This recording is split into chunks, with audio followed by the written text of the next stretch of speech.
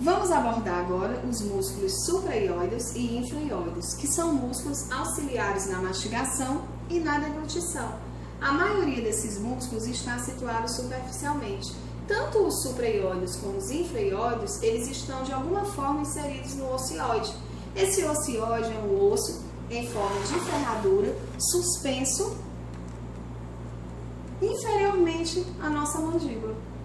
Então, esse ocioide ele não se articula com nenhum outro osso, possuindo somente seções musculares e ligamento.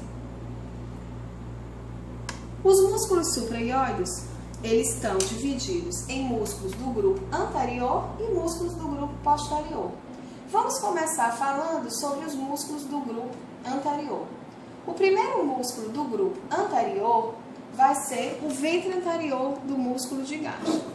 Então, esse ventre anterior do músculo digástrico pertence ao grupo anterior do músculo supraioides. E o ventre posterior vai pertencer ao grupo posterior dos músculos supraioides. Cada músculo digástrico ele vai delimitar a parte superior do trígono anterior do pescoço, formando com a mandíbula que chamamos de trígono submandibular de cada lado do pescoço. E os ventres anteriores vão formar o que chamamos de trígono submentual. O ventre anterior do músculo digástrico, ele se origina em um tendão que é chamado de tendão intermediário. Esse tendão ele está inserido frouxamente no ocioide, no corpo e no corno maior deste mesmo osso. E ele se dirige superior e anteriormente para se inserir próximo à sínfise da mandíbula na fossa digástrica. Então, repetindo, seria a origem do ventre anterior do digástrico, no tendão intermediário, e ele vai se inserir na fossa digástrica, bem próximo da sínfise mandibular. O ventre posterior, ele se origina na incisura mastoide.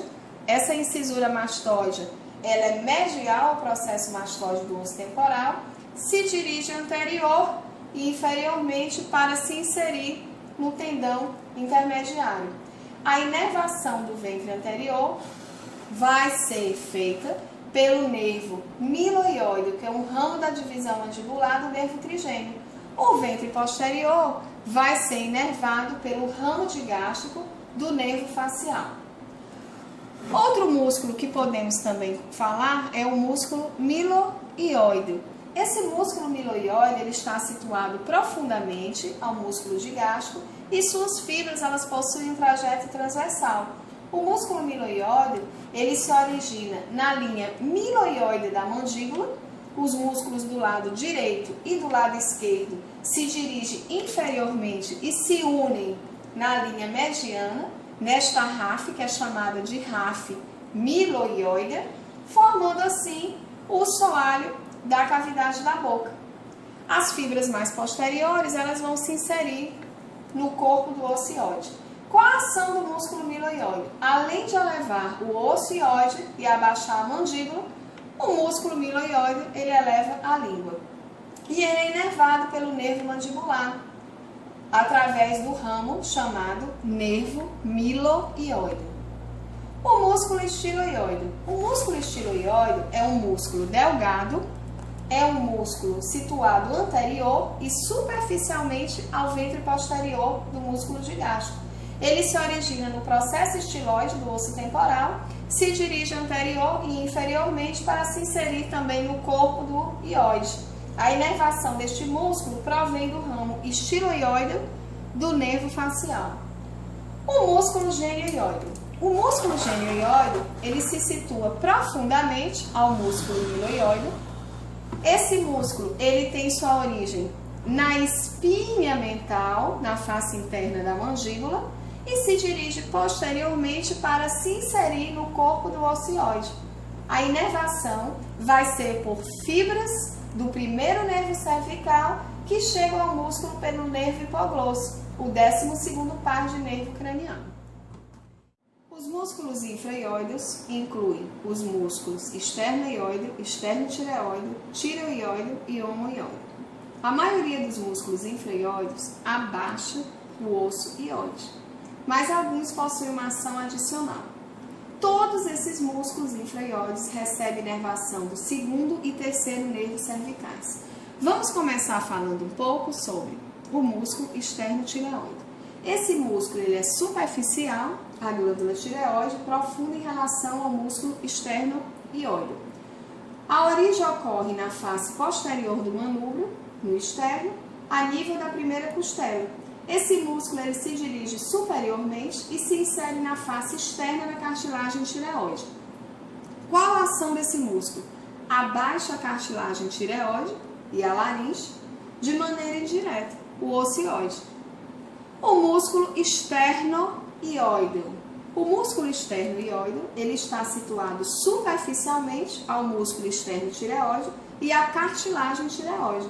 O músculo se origina na borda superior e face posterior do externo, próximo à articulação com a clavícula, e se dirige superiormente, inserindo-se no corpo do osso ióide.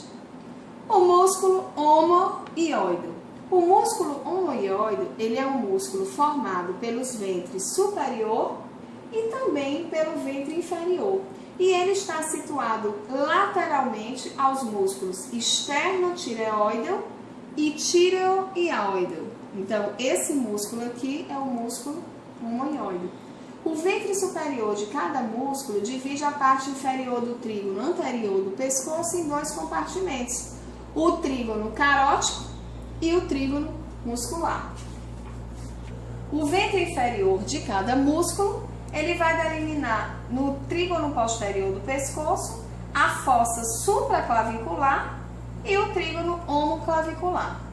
O ventre inferior se origina na borda superior da escápula e se dirige anterior e superiormente, cruzando a veia jugular interna profundamente ao músculo externo cleidomastoide e vai se inserir no ventre superior através de um curto tendão.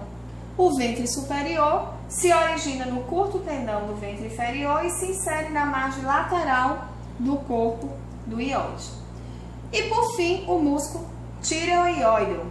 O músculo tireoióideo é encoberto pelo músculo omoióideo e pelo músculo externo-ióideo, o qual parece continuar.